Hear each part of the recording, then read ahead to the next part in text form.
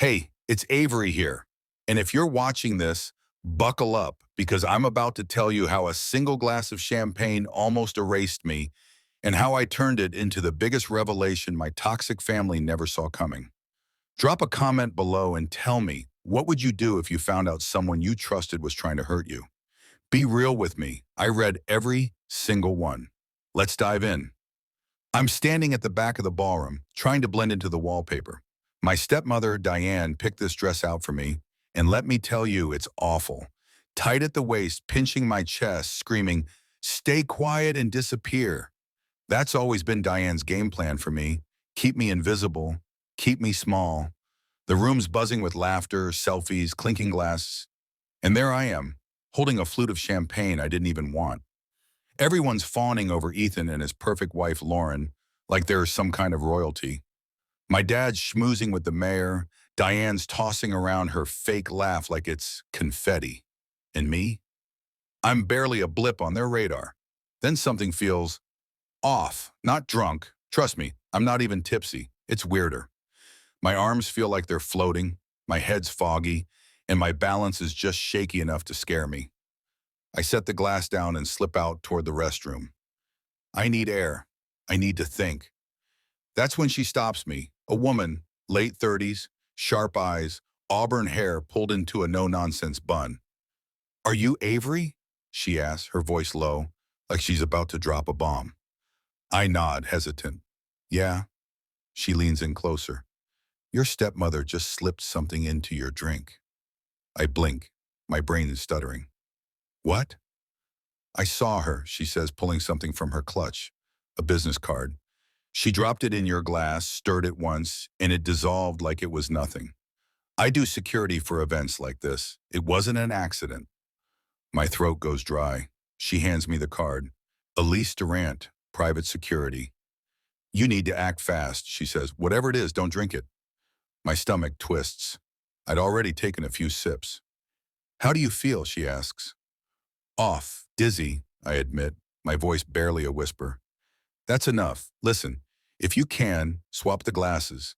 Make it look like a mistake, but don't drink it." Then she's gone, disappearing into the crowd like a ghost. My heart's pounding so hard I can feel it in my ears.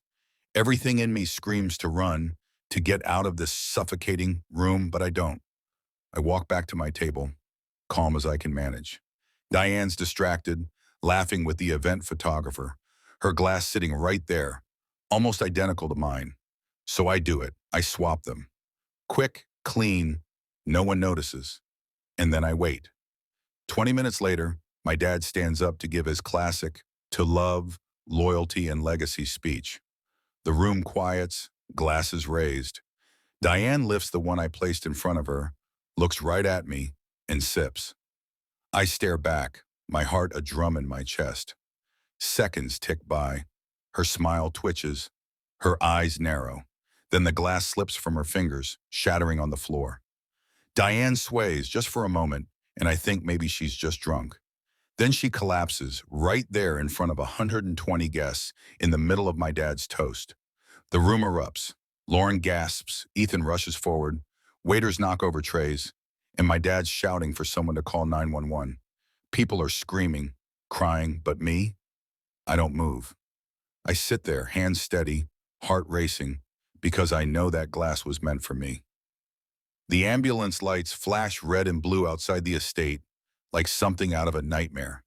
Diane's unconscious when they wheel her out, foam at the corners of her mouth. The irony hits me like a freight train. She tried to poison me, and now she's the one on the stretcher. I'm not scared anymore. I'm furious. I've got proof, I've got a witness, and I watched her sip her own trap. Everyone else is losing it. Lauren's sobbing like it's her own mother. Ethan's yelling at the staff like they spilled a drink instead of a woman collapsing. My dad just stands there, gripping his whiskey glass like it's the only thing keeping him upright. The police show up within the hour, calm and efficient, but I catch the way they look at me when they ask for statements. "Miss Clark, were you near the champagne?" one asks. "Yes," I say, steady.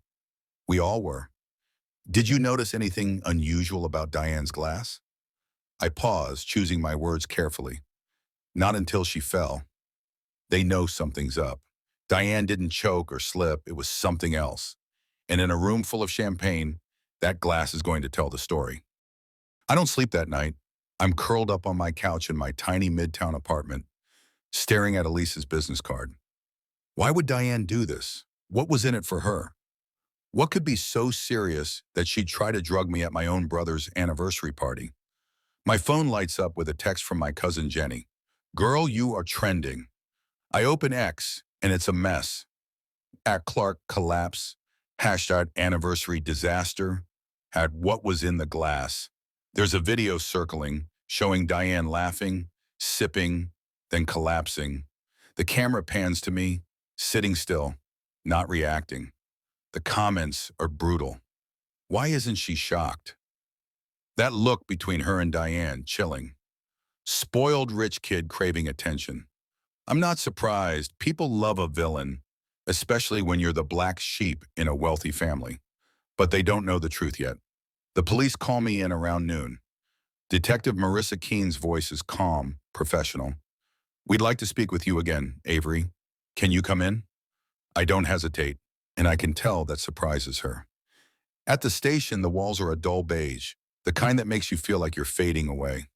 Keene sits across from me, a thin folder between us. She doesn't open it right away, just studies me. We have the toxicology report, she says finally. I nod. Okay. Scopolamine in the glass, small dose, not lethal, but enough to confuse, disorient, maybe cause fainting or memory loss. Worse, depending on the person. She leans forward. You believe it? Yes, I say, meeting her eyes, because that glass was meant for me. Her eyebrow lifts. Explain. So I do. I tell her about Elise, the warning, the swap. I don't hold back. She listens, silent, then asks, why would your stepmother do this? I look her dead in the eye. Because she found out I know the truth. What truth? She's not entitled to a dime of my mother's estate, and I have proof. 2 months earlier, I got an envelope postmarked from Savannah. Inside was a letter from my late mom's attorney revealing a clause in her prenup with my dad. It was crystal clear. If my dad remarried, my Sherry, his new wife couldn't touch anything tied to my mom's assets. Investments, trust funds, property, nothing. But Diane, she's been living large off my mom's money, thinking no one would ever find out. Until I did. And like an idiot, I mentioned it on a phone call I thought was private. She must have overheard or someone tipped her off, because after that, everything changed. Suddenly, I was invited to family events I'd always been excluded from. Diane sent me that hideous dress for the party, started smiling at me in front of guests. It wasn't kindness. It was a trap. Back at the station, Keene's staring at me like I'm a puzzle she can't quite solve. You understand how this looks, right? You swapped the glasses. Diane drank what was meant for you. Now she's in the hospital. That's motive, Avery. That's premeditation. I didn't poison anyone, I say firmly. I just didn't drink what was meant for me. You're safe, she says, softer now. But if Diane spins this, she'll make it about you. We need that letter, and we need your witness. I'll get you both. When I leave the station, I know my life's never going back to normal. Diane will wake up, she'll lie, she'll twist it, call me a manipulator. But the truth, it's already in motion. That night was supposed to be my quiet exit from this family. Instead, it's the first chapter of my revenge. Ethan calls me before I even get home. I let it ring twice before picking up. Avery, what the hell is going on? He snaps. The police came to the house. They're asking about you. Did you tell them something? I told them the truth, I say, walking down the sidewalk, the Atlanta skyline looming in the distance. You don't know that she did anything. I do. And someone else saw it too. A security officer named Elise. He exhales sharply but doesn't deny it. That tells me everything. I'm not staying quiet anymore, I say. You all acted like I didn't exist for years. And when I finally get what Mom wanted for me, Diane tries to take me out. You're going to regret this, he says, voice rising. I hang up. At the lawyer's office, I hand over the prenup clause. My mom's signature still vivid in ink. The attorney reads it, looks up and says, this changes everything. I know, I say. If this goes to court, Diane's financial world collapses. Half the houses, the cars, her business, it's all tied to your mom's estate. She has no claim. She knows, I say. That's why she tried to get rid of me. He nods, stunned. We need to move fast. Do it, I say. I'm done letting anyone decide my worth. 3 days later, Diane's released from the hospital. She doesn't call, but a legal notice shows up at my door, accusing me of defamation and endangerment. I smile. She's scared. Good. The next family gathering is at my dad's estate. I show up, uninvited, in a beige dress I chose. Fitted, confident, mine. Ethan's eyes widen when he sees me. My dad frowns like I'm a stain on his perfect life. Diane walks in late, pale, stiff, her eyes meeting mine with a flicker of fear. Hello, Diane, I say softly. She doesn't respond, just sits across from me. How's your memory these days, I ask. Still foggy, she says, voice tight. Mine's crystal clear, I say. So is the security footage. So is the clause in Mom's prenup. Ethan slams his glass down. You're going to destroy this family. No, I say, locking eyes with him. I'm exposing the part that's been rotting. Diane fights back, of course. She gives an interview to a local news blog, painting herself as the victim, blindsided by her troubled stepdaughter. The comments tear me apart. Jealousy's an ugly disease. Spoiled rich kid. It stings, but I'm not surprised. Diane's got money, charm, and connections. Me? I've got the truth. And sometimes, that's enough. Elise calls that night. You saw the article? I did. You ready to make a move? I think it's time. The next morning, we meet at a downtown cafe. She hands me a flash drive, security footage, transcripts, proof. One clip shows Diane dropping something into my glass. Another shows her whispering to a server who vanished after the party. It wasn't just personal, it was planned. Release it, Elise says. All of it. So I do. I give it to an independent reporter, someone Elise trusts. They post everything. No spin, just facts. Within hours, Diane's trending again, but now the questions are about her. Why does she look so calm? Is that a pill? That server disappeared. Sketchy. My phone rings. It's my dad. I let it ring 4 times. Avery, we need to talk, he says, sounding tired. I stay silent. I didn't know about the prenup. If I had, things might have been different. No, I say coldly. They wouldn't. You let her bury me long before she tried to drug me. What do you want? I want the truth. Public. I want her out of Mom's house. And I want what's mine. Silence, then. Come by tomorrow, we'll talk terms. I show up the next morning wearing my own beige dress, walking into my mom's house like I belong. Because I do.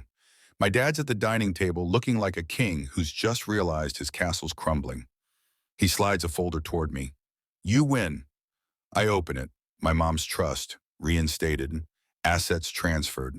Her name, my name, respected. She's gone? I ask. Left last night. I don't know where. I nod. She ran. I should have protected you, he says quietly. I don't answer. We both know he didn't try. The house is mine again within the week. I have it deep cleaned, put back Mom's photos, restore her garden, then Ethan shows up, looking rough. I knew about the pill, he admits. She said it'd just make you too out of it to talk. I didn't think she'd do it. So you stayed silent, I say. He doesn't answer. I close the door. Weeks pass. Diane's name is dropped from charity boards. Her business partners pull out. Whispers follow her everywhere. Me, I stay quiet. I don't do interviews or post revenge selfies. I let the truth do its work. Because sometimes surviving is the loudest revenge of all.